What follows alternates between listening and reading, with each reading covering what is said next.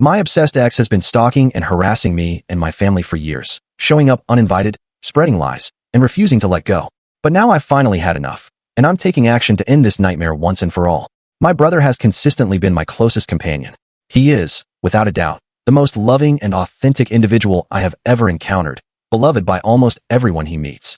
Despite these qualities, he is not engaged in many romantic relationships. I believe this is partly due to his all-or-nothing disposition. When he becomes enamored, he dives in deeply and often without reservation. A duality of blessing and burden, I suppose. Regardless, I knew the few girlfriends he had quite well, despite being nearly 8 years his junior. Most were pleasant, ordinary, agreeable young women, with a handful of exceptions. We held considerable optimism that he would establish a long-term, wonderful partnership as he transitioned into adulthood. We had no inkling we would spend 6 years enduring a personal torment alongside him, our family, and our close friends, all at the hands of a single individual. I will refer to her as Pam. I met Pam when I was 11, my brother 19, and she 17, on the verge of high school graduation. I recall my surprise when he introduced her immediately as his girlfriend, as neither my parents nor I had heard any mention of her. Yet, she was gracious, warm, an honor student, and strikingly beautiful. I immediately admired her. For the first year of their connection, Pam never seemed amiss. She was perpetually cheerful, unfailingly kind, and always had engaging anecdotes to recount. She and I forged a closer bond as she appeared eager to connect with me. It felt like gaining an older sister. We shared numerous common interests, and friendship blossomed effortlessly between us, as I was mature for my age and she was so welcoming. However, halfway through their second year of dating, we began to observe certain things about Pam, just minor, peculiar habits she possessed. If someone was conversing with my brother in a way that did not directly involve her or include her, she tended to interject herself as best she could, drawing closer to my brother, laughing a bit more loudly, calling him aside, and so forth.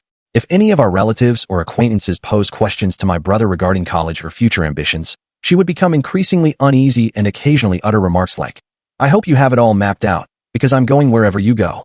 My parents and I would lightly dismiss these behaviors, assuming Pam simply adored my brother and was somewhat possessive. We held a strong affection for her and harbored great expectations for their relationship. I now despise considering how oblivious we truly were. One evening, my brother arrived home late from a party.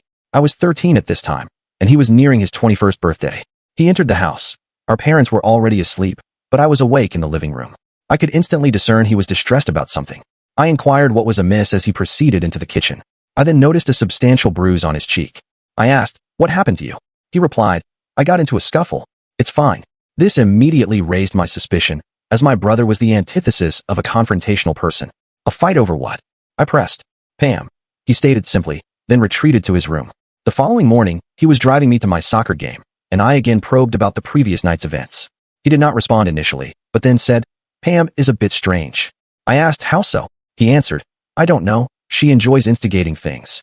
Pam was, it turned out, a compulsive fabricator. She apparently engaged in it constantly. In retrospect, her continuous new tales of places she had been and deeds she had accomplished seemed untruthful. That night at the party, Pam had informed my brother that another man present had attempted to assault her. My brother, being the man he is, confronted him, and the man retorted, "I've never even seen her before." A dispute ensued over the accusation. On the drive home, Pam claimed my brother must have misinterpreted her words and that nothing akin to assault had occurred. The deceit appeared to be a significant obstacle, and my brother terminated their relationship after several weeks. Pam then contacted me, inquiring if I wished to go shopping with her. Having shared a positive connection with Pam previously, I assented. My parents found it peculiar that a 20-year-old desired to spend time with her ex-boyfriend's 14-year-old sister, but they permitted me to go anyway. The day began pleasantly. Pam updated me on her life and asked about my well-being, as well as my family's and brothers.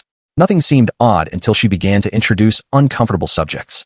She divulged that she had experienced a sexually traumatic childhood, and that this was the reason for her extensive lying. However, she also aggressively defended herself, asserting, "Whatever your brother told you was a fabrication. He was the one telling falsehoods. That's why I had to break up with him." She seemed to abruptly pivot the dialogue from normal to deeply private and bizarre topics. She detailed a lesbian experience she had after ending her relationship with my brother and suggested I should explore it when I reached maturity. Naturally, I grew increasingly uneasy with the conversation. She noticed and promptly apologized, explaining that she genuinely valued my friendship and that she loved my brother, which was why she was behaving so erratically. I told her I also enjoyed being her friend and that I understood her emotions. This was a grave error. This is when the phone calls commenced. It started with just one. She telephoned me a week after our outing, at 10 in the evening.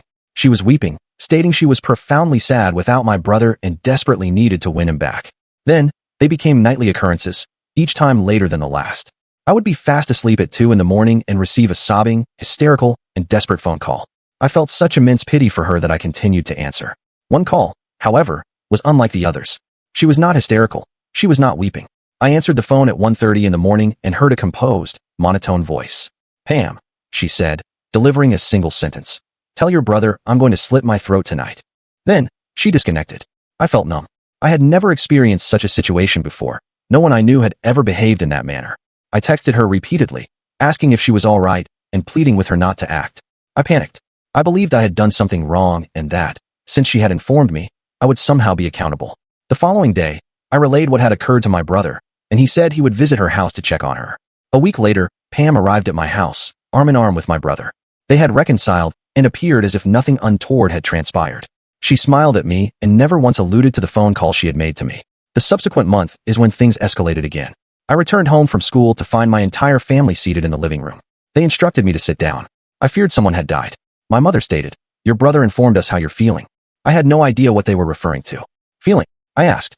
My brother looked at me with a pained expression. "Pam told me that she wasn't the one who called you. You called her, and you were the one not feeling well." "What the no? That's not what happened. She called me every night for 2 weeks, crying and saying she wanted you back." "That's not what she said. She claimed you called her with your problems and that she wasn't sure what to do." I was instantly enraged that her falsehoods persisted and that my own family had believed them sufficiently to stage an intervention. I presented them with the text messages she had sent me, played them voice messages, and displayed my call history, which promptly put an end to that deception. After that, I wanted nothing further to do with her. My brother broke up with her again. She telephoned him hundreds of times and dispatched hundreds of messages. She appeared at our residence a few times with baked goods, desiring to apologize, but we ignored her. Eventually, she left us alone, and we did not hear from her for almost a year. On my final day of class before winter break during my sophomore year, I exited school and was met by an incredibly unwelcome surprise. This is where matters grew alarming. Pam was pacing at the front of the school, biting her fingernails and scratching her head. Her face appeared gaunt, and she had dark circles beneath her eyes. I almost did not recognize her. I began to cut across the front lawn with my friend Liz to evade her, but she spotted me and walked as quickly as she could in my direction. She extended her arms for an embrace, but I recoiled. The first thing she uttered was, "You're angry with me." I asked her what she was doing there, and she chuckled softly. "I wanted to apologize for whatever your brother told you. I'm sick, Oz." She used a nickname only my brother had for me. "I know. Please, do not speak to me anymore." I began to walk away, knowing my brother was parked, awaiting me around the corner. Pam reached out and seized my shoulder as I did. I quickly pulled away and declared, "I am serious. Leave us alone. I think you require some assistance, Pam." She immediately began to weep, but I turned away and departed. My brother pulled into the front parking lot of the school and opened his car door for me. "Is that Pam?" He glanced into his rearview mirror. "Yeah, I don't know what she's on, but she's unhinged." That night, at approximately 1 in the morning, there was a knock at our door. My father approached it and peered through the peephole. He said, surprised, I think it's Pam. Do not open it." "I believe she is on drugs," my brother stated. My mother wished to contact the police, but my brother and father suggested we merely await her departure. A few moments later, she pounded on the door harder and more violently. We heard her wailing and shouting, "I hear you. Let me in." As she wept, "She has a baseball bat or something," my brother commented, emerging from his room where he had looked out the window. I gazed from the den window. She resembled something from a horror film. She wore a grimy dress, was barefoot, her hair had been cut above her shoulders, and was in a wild, half-bun, half-mess. She had smeared her makeup down her face like a grotesque film character. She appeared even thinner than she did in daylight, and she swung a metal baseball bat around as she stumbled about her yard. "I am calling the police. She must be inebriated," my mother insisted. "No, it's fine. She's just putting on a show. She will leave." We did not realize people genuinely behaved like this. It was all strangely captivating for a moment, like observing a true crime series. But just as she had been frenetically stumbling around, she ceased. She stood motionless, staring blankly upwards towards the upstairs bedrooms, tilting her head from side to side, up and down, and licking her lips. "What is she on, heroin or something?" my dad inquired. Pam began to oscillate between laughter, yelling, and crying. We all sat down as my brother attempted to call her phone and her mother's phone to try and persuade her to leave. We sat there and listened to the terrifying, animalistic sounds from outside, but then they ceased. We checked the windows, and she was gone. We all sat in silence for a moment, absorbing the bizarre encounter. My father merely chuckled and shook his head. My mother shook hers, pitying the girl for being so disturbed. But I was terrified. No one, except perhaps my brother, had witnessed how swiftly her demeanor, her mental state, had disintegrated, from overprotective tendencies to minor falsehoods, to pathological lies, to full-blown manic episodes. But this was her worst, and we did not anticipate anything further would come of it, that she would vanish from our lives since she now knew we were not yielding to her desperation. Yet, in the next 2 years, we discovered how profoundly mistaken we were. I will deliver a part 2, possibly 3, of Pam, as the truly frightening aspects of my story transpired in the last 2 years. Update 1. Obsessed ex is harassing my family for years. Hello again. This is part 2 of an ordeal I have endured at the hands of an emotionally unstable individual. In the first part of my experience, I discussed the inception of my family's and my own relationship with my brother's then-girlfriend, Pam. I elaborated on how subtle warning signs of insecurity and recurring falsehoods progressed into far more manic, violent, and aggressive outbursts. Part 2 covered the first 4 years of our 6-year ordeal. I was between the ages of 11 and 15 during the events recounted in Part 1. Part 2 commences at the beginning of my junior year of high school, following the wintertime incident at our residence. Pam ceased her visits. However, her presence was still very much felt. Every member of my family endured daily text messages and phone calls. These ranged from apologetic and rational to incredibly distraught or furious, replete with curses and threats. I recall wanting to sleep with the lights on for several months after the incident, fearful that she would scale the fence of our backyard, and I would discover her standing at my window with the same vacant, crazed expression she had that night in our front yard. All 4 of us eventually resolved to change our phone numbers and block her from our devices and social media accounts. She still possessed our home phone number, however. Pam left some of the most alarming and haunting messages I had ever heard. I can distinctly remember standing in my kitchen with my family, my brother replaying the messages for us. One stood out. It unequivocally demonstrated just how unstable and potentially dangerous she was. My parents and I had returned from an early morning indoor soccer game in February of 2015. My brother asked us to join him in the kitchen because we had to hear the new crazy Pam had become. The first message was approximately 30 seconds long and received at 12:30 in the morning the night before. Pam sounded mildly irate and demanded that we return the batch of cookies she had brought to a 4th of July party some years ago because she didn't want us to have them anymore. We all exchanged amused glances at the ludicrousness of the request. My mother turned to leave, entertained. But my brother halted her, stating that that wasn't the crazy part. My brother then played the message received at roughly 3 in the morning that day. We were initially bewildered because the first 15 seconds consisted of white noise, the kind one hears when a device plays a sound recording of an empty room, if you understand what I mean. But abruptly, in a deep, guttural, and enraged voice, she shrieked, "Stop playing with me. You're going to get it," and abruptly terminated the call. We were all startled by this. "I want to call the police. They need to know that girl is not all there, and who knows what she is capable of." My dad decided that if anything physically harmful occurred again, we would file a report with the police, but that they were just phone calls. My brother reassured us that she was all talk and would not appear again. At this juncture, I concurred with my mother. I no longer felt secure. I had never been in the vicinity of someone who behaved like this. I was perpetually anxious, and I had no notion what I would do if she reappeared. I felt as though I was trapped in a Lifetime movie because I did not believe that such events happen, that someone I knew so intimately could be concealing such a deeply suppressed, violent, and manic aspect. It had always been present, but we had inadvertently set it in motion. After disconnecting the landline, the personal phone calls ceased. We did not hear from her directly, but some of the friends my brother shared with Pam would approach him, stating that Pam wished to speak with him and that she would call and message them regularly, requesting his phone number. Fortunately, none of them provided it. Just before summer, Pam vanished. No one received any messages. No one saw her in town. Nothing. Nothing until my brother received an email from Pam's mother, with whom my brother continued to communicate occasionally. She informed my brother that Pam's family had relocated her to the East Coast to undergo treatment for a substance dependency. Pam's mother had provided us with more information regarding her daughter's mental state. Her mother had not frequently spoken to or seen Pam during the period she unraveled, when she came to our house, or when she had made the phone calls. Pam's mother had been under the impression my brother was still in a healthy relationship with Pam and only became aware of their breakup and the subsequent incidents later. She explained that her daughter had always been a habitual liar, fabricating stories that defied logic, blaming others for actions she had already been caught for, and disputing the truth of established facts. I don't think she ever believed that anything she did was wrong, even when it was. I don't comprehend it, because she was not raised that way, she had explained to my brother. Pam's issues were something that had consistently been present, but rested comfortably beneath an intelligent and appealing facade. She had deceived us, and perhaps even herself. Without Pam to concern ourselves with, our lives seemed to revert to normalcy. I still glanced over my shoulder now and then, but I was preparing for 11th grade. My brother was commencing a new career and dating a new girl, the daughter of a close family friend with whom he had grown up. Pam began to recede from our thoughts for a while.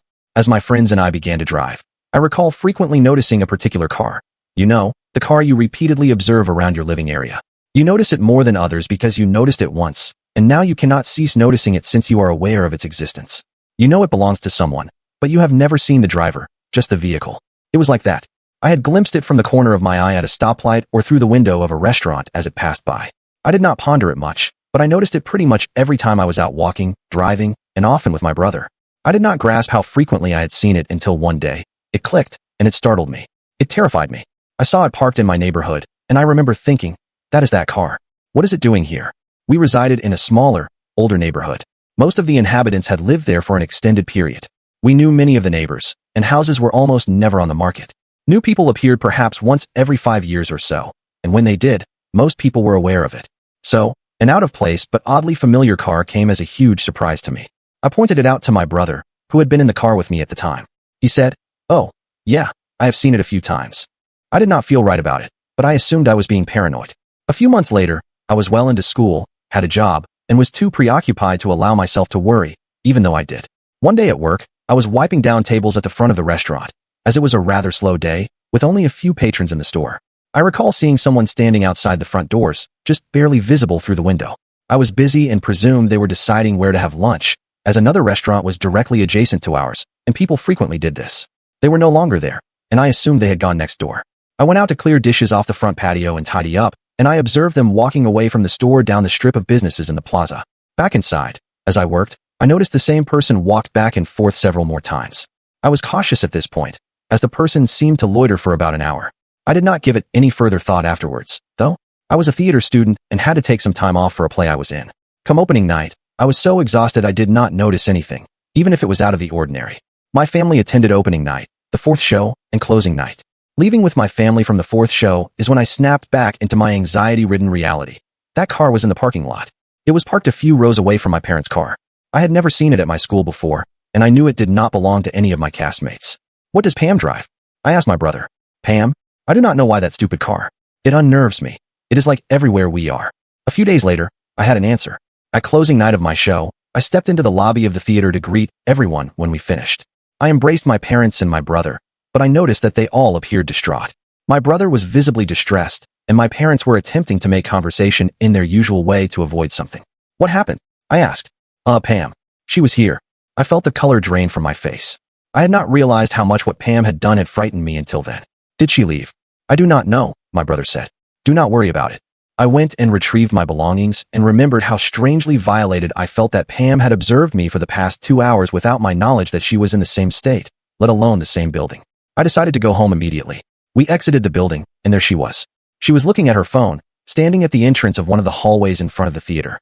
I paused for a moment, but the four of us decided to walk as quickly as we could towards the parking lot, hoping to ignore her and glide past her. She looked different, still slender, but she wore makeup again. From a distance, she almost resembled the old Pam. But as we drew nearer, she looked up from her phone and still had the vacant, animalistic quality to her face. A flicker of anger crossed her face as she noticed us. She appeared as though she was about to say something, but we all pretended not to notice her and continued on. She followed closely behind us. "Hey, wait a minute." At the front of the school, my brother stopped as we kept walking. I heard him say, "You need to stop." We reached our car and observed their conversation from a distance. I longed to get in our car and depart. My mom and I got in while my dad stood outside. Pam was yelling at my brother at this point. He made his way towards his car. Pam smiled unnaturally and waved towards my brother, shouting a goodbye to him as he went before storming off to her car. My brother paused to speak to my dad for a moment, got in his own car, and left after Pam sped out of the lot in the same car I had been seeing for the past month and a half. "Still just as crazy as ever," my dad commented as he started the car. "We may need to contact the police." We lived a short distance from the school, but I was rattled and desired my dad to drive as fast as possible. Every headlight we saw sent a chill down my spine. I stared at my phone, trying not to look out the window. I nearly dropped it. We reached a street convergence in our neighborhood. At the stop sign to our right was her car. "Dad, that is her." He drove straight, and she turned in the same direction. "Dad, she is following us." I had never felt quite so terrified.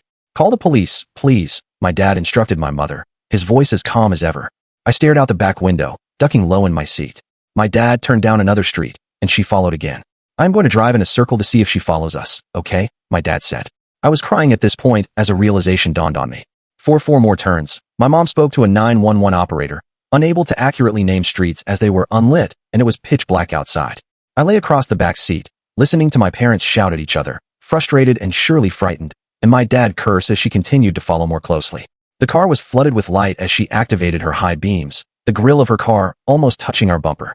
My dad turned his mirror away to shield his eyes from the light and accelerated the car. Eventually, the light vanished, and I could no longer hear the drone of her engine behind us. She was gone. We arrived home 10 minutes later and illuminated every light in our house.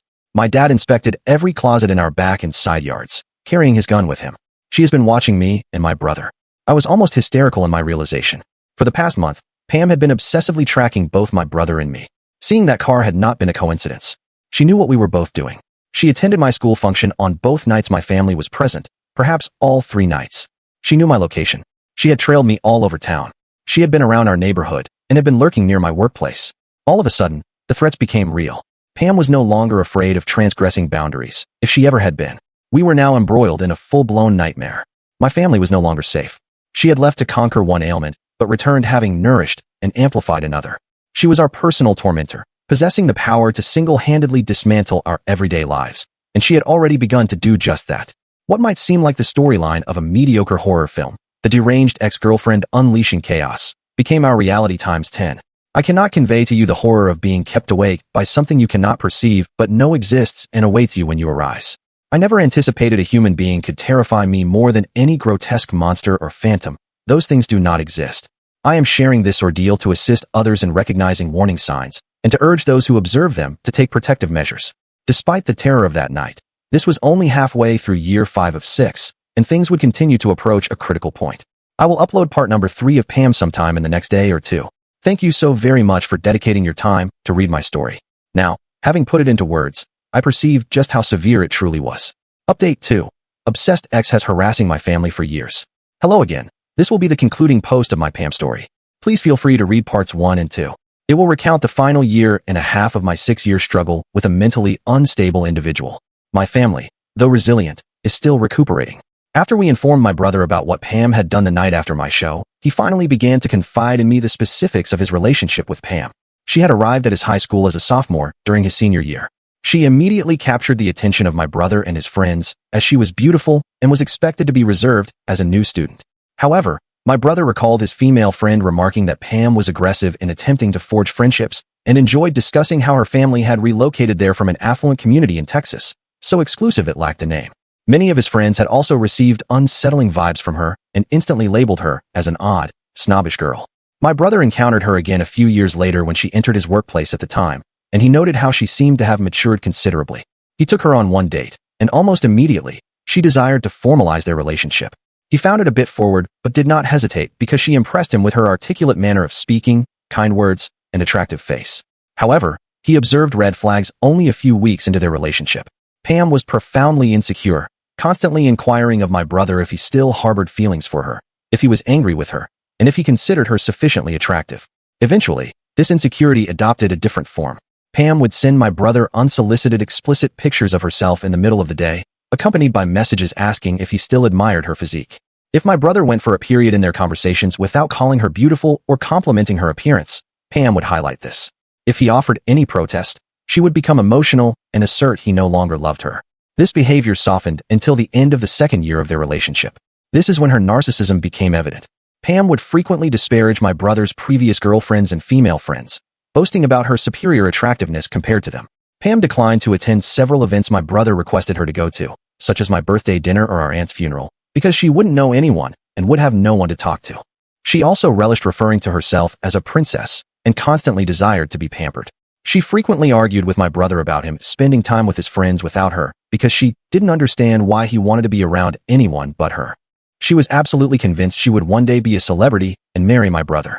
At this point, I was incredulous that my brother, an intelligent, kind, and handsome man, was wasting any more of his time with a girl who behaved in such a manner. However, anytime my brother hinted at wishing to terminate the relationship, Pam would erupt, becoming belligerent and threatening to end her own life. My brother was ensnared by the fear of her harming herself. He often believed she was merely bluffing and would not actually act, but one day he discovered several bottles of prescription pills in Pam's home. He questioned her about them, and she informed him that they were antidepressants prescribed to her after the death of her brother, a brother who he later learned never existed. Eventually, Pam began to grow angry when my brother desired to spend time with his family without her present. He also confided in me that Pam fixated a great deal of that anger on me. On one occasion, she proceeded to refer to me as A and formulated comments and theories about how my mother must have had an affair, of which I was the product, because I was so ugly and my brother was not. So my brother resolved it was time to end it, no matter the consequences. This information disturbed me, as all of her subsequent actions, asking me to spend time with her, wanting to be my friend, appearing at my school, and the phone calls, seemed heinous, malevolent, and even more unhinged than they had at the time. But for the final year and a half of our ordeal with Pam, unhinged, could not even begin to describe what she subjected us to. I slept little in the weeks following the car incident. My brother, who resided across town, visited and called more regularly. I suspected he felt as uneasy as I did. The nights I did sleep, I often awoke sweating from nightmares of girls with axes or cloaked women standing at the foot of my bed or in my window. One night in early December of 2015, it was a rainy and particularly blustery night. I wished to let the cool air in, and I thought that the sound of rain would aid my sleep, so I cracked the window just enough for it to reach the second latch. I also positioned the piece of wood my father had cut to assist with security behind the window. I drew my curtain in front of the window, leaving the cracked part uncovered to allow air to pass the heavy blackout curtain. I recall awakening from sleep, vaguely discerning an unfamiliar noise against the roof outside my window. My room was on the second floor of our house. Our house had 3 levels, and the second story was only 6 or 7 steps up from the primary floor of our house. All the spaces were at different elevations, but the bedrooms were the highest, slightly lower than they would be in a conventional 2-story home. What I am implying is that my room was difficult to access from the outside, but not if one was aware of the parts of our home and the access points from other roof levels over the living room and garage. I dismissed the noise, as it was storming, and I thought perhaps some leaves or branches were rustling. I turned over to face the wall opposite my window. Not even a second later, my room was illuminated by a surge of white light. I shot upright in bed. I was momentarily paralyzed with dread. Every one of my limbs felt as if they were floating as I attempted to comprehend what had transpired. Then again, myself and every object in my room became a black silhouette as another flash filled the space. I flung the blankets off me and sprinted as fast as I could down the hallway. I was screaming so loudly I startled myself. I collided with my dad as he threw open his bedroom door. He was panicked and clutched my shoulders in the doorway to their bedroom, yelling at me to tell him what was wrong. Someone was taking pictures of me through my window. The roof and house were inspected, and they, of course, found nothing and no one. My mother sat up with me and posed every basic question a parent asks. Were you dreaming? Are you sure it wasn't lightning? There was no thunder, and I was certain there had not been at the time it happened. The flashes did not possess the same hue as lightning. I had taken enough cell phone pictures in my life to identify the flash of a camera. I do not know if they believed me then, but I would eventually obtain proof that would astound them. My brother adopted Ike in January of 2016. Ike was a 2-month-old Chesapeake Bay Retriever with 1 gold eye and 1 green eye. He had a very distinct white marking on his chest that resembled an hourglass and a white sock on his front left paw. Ike was the affection of my brother's life, aside from his now fiancée, Kara. He would end our torment just 3 months later. The holidays and my brother's engagement to Kara, who was remarkable, beautiful, and whose family we had known all our lives, had significantly uplifted my family's spirits. My brother was establishing his family, almost finished with the police academy, and seemed untouched by any recollection of Pam. We felt optimistic for the first time in a long while. Pam had not been around, to our knowledge, for several weeks. All was normal, and prospects were improving. But that, again, did not endure. A month or so after bringing him home, after letting him into the backyard for a few minutes by himself, Kara informed us that Ike had escaped from the yard. She panicked and ran around the neighborhood searching for him. She got in her car, called me upset, and drove around the block looking for him. She picked me up, and I assisted her in searching the creek area behind where my brother's house was. We could not find him. However, when we arrived back at my brother's house, Ike was sitting on the front porch. We were relieved as he was unharmed and appeared to be as content as ever, despite missing his collar. I helped Kara inspect the yard for ways he could have exited. We both concluded he must have squeezed through a small gap in the gate on the side yard. I could not help but be puzzled to find no grass or burrs in his fur. We thought nothing of it. A few weeks later, both my brother and Kara were embarking on a weekend trip with some friends, and I offered to care for Ike. They dropped him off on the Friday before the 3-day weekend. Ike was delighted to play with our older lab, Des. The second night he was with us, I was out with friends, and my dad had let both dogs into the yard at around 8 in the evening. He sat in his chair in the living room, watching a show with my mom. They say they remember hearing Des barking because he yelled for him to be quiet, but they assumed the puppy was inciting him. A few minutes later, Des came to the door to be let in. He ran inside and barked at my dad. My dad was confused, as our dog was not a frequent barker. He called for Ike, but he did not come. My dad went out and looked around in the bushes and still did not find him. He became concerned and hurried into the house to retrieve a light. He checked the swimming pool and still did not find him. My mother joined him, and they both meticulously searched the large yard but did not find him. When I arrived home, they had just finished searching the front and side yards.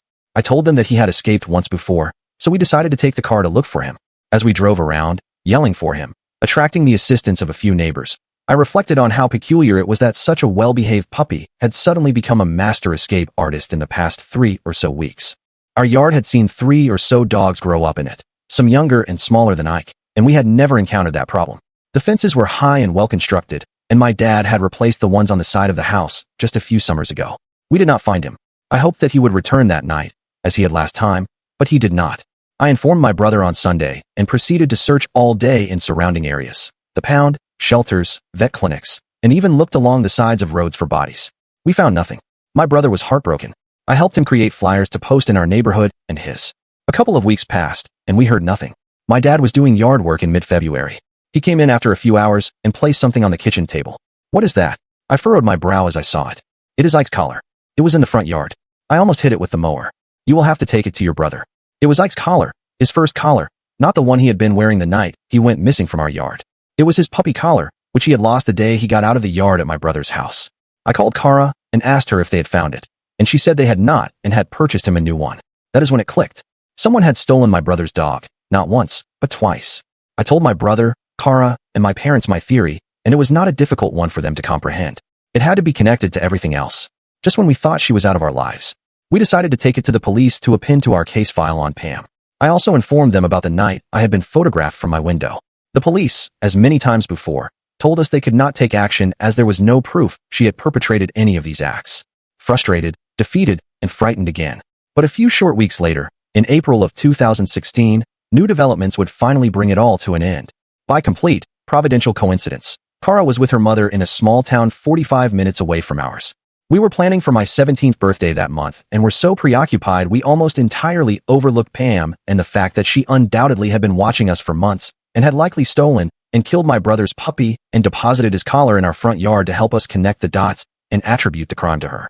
However, while Kara window shopped in the center of the town, she and her mother noticed a car parked on the street, a car with a puppy inside it.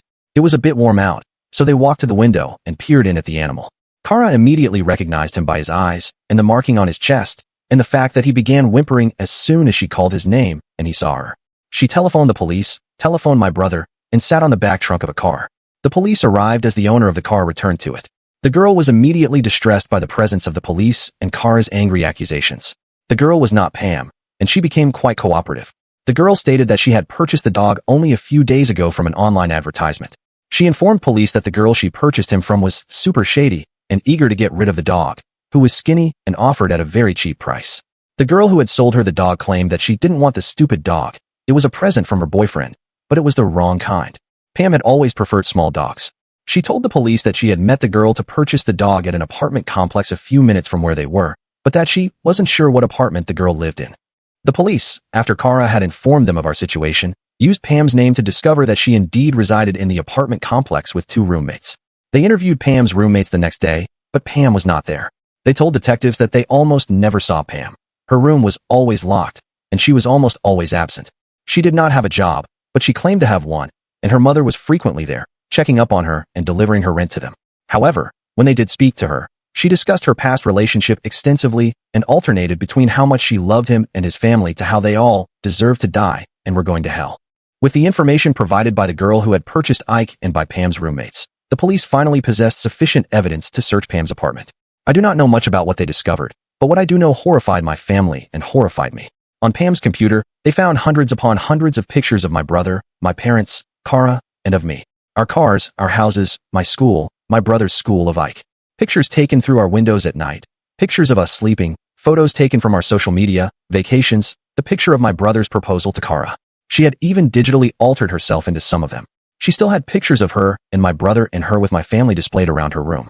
She had kept Ike in her closet for weeks on a towel, with just water and little food. In her search history, they found everything from disturbing content to weapon research. The police now had sufficient evidence to arrest Pam. Pam had been obsessively stalking my family for more than 2 years. She had stalked us from her car, following us around town. It had been her snapping photos of me from the roof outside my window. She had watched my brother drop me back off at our house. She had documented her opinions of us, our habits, and her plans in a journal, which we will not see until the case proceeds to trial next month. My brother, myself, my father, the girl we found Ike with, Pam's roommates, several of my brother's friends, and Pam's mother will testify against her. It will be the first face-to-face interaction any of us will have had with her in many months, and I am terrified and I am angry. I am angry that a malicious, narcissistic, malevolent, psychotic parasite like her had latched onto my brother, onto my family, and single-handedly stripped us of our security, our peace of mind, and our trust. Every creak, every bump, every unfamiliar face, and every vehicle following too closely will send me into a spiraling dread, and I will envision her again, standing in my front yard in her dress, and gazing up to the sky with a vacant, animalistic stare. My life became a true horror story, not because of a haunted house or an axe-wielding murderer, but because of a sick girl with a shattered mind and an obsession with something unattainable. I am 17 years old, and I have experienced an ordeal most will read and dismiss as a poor attempt at a thrilling fictional post. My family is healing. I am healing, and she did not break us. I hope that this story assists anyone who has gone through something similar to feel less alone. I hope that those of you who read this and think of someone who exhibits the same warning signs as Pam did are now prepared to take action to protect yourselves. Do not wait until things become as severe as they did for me. Be mindful of the power of mental instability and the danger it conceals. As our trial unfolds and we learn more, I may update this posting with additional information. I cannot thank you all enough for the support you have extended to me as I have shared my ordeal. I am relieved to have articulated it all into the words I could not find during these past 6 years of my life. I am stronger because of it.